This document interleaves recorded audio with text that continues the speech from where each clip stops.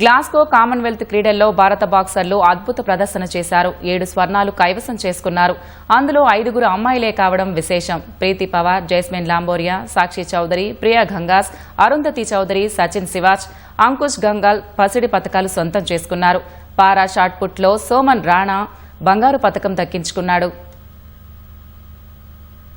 Glasgow Commonwealth క్రీడల్లో భారత క్రీడాకారులు విజృంభించారు. ఒకే రోజు 8 స్వర్ణాలు, 5 రజతాలు, 3 కాంస్యాలు సాధించారు. భారత్ సాధించిన 8 స్వర్ణాల్లో 7 పసిడి పతకాలను బాక్సర్లే దక్కించుకున్నారు. కామన్వెల్త్ క్రీడల చరిత్రలోనే బాక్సింగ్ లో భారత్ కు ఇది అత్యుత్తమ ప్రదర్శన. బాక్సింగ్ రింగ్ లో మహిళా బాక్సర్లు ఏకంగా 5 స్వర్ణాలతో తమ ఆధిపత్యాన్ని చెలాయించారు. 57 కేజీల విభాగంలో జైస్మిన్ లంబోరియా, 54 కేజీల ఆటలో ప్రీతి పవార్, 60 కేజీల విభాగంలో ప్రియా గంగస్, 51 కేజీల ఆటలో సాక్షి చౌదరి, 70 కేజీల విభాగంలో అరుంధతి చౌదరి స్వర్ణాలు సాధించారు. 75 కేజీల విభాగంలో ఒలింపిక్ పతక విజేత లవ్లీనా బోర్గోహైన్ రజతంతో సరిపెట్టుకుంది. పురుషుల విభాగంలో సచిన్, అంకుష్ బంగారు పతకాలు సాధించారు. జదుమణి సింగ్, నరేందర్ బెర్వాల్ రజత పతకాలు సాధించారు. అథ్లెటిక్స్ లోయ పురుషుల F57 పారా షాట్ పుట్ లో సోమన్ రాణా 13.40 మీటర్ల అత్యుత్తమ ప్రదర్శనతో స్వర్ణం దక్కించుకోగా, అథ్లెట్ శుభం జుయల్ 13.28 మీటర్లతో రజతం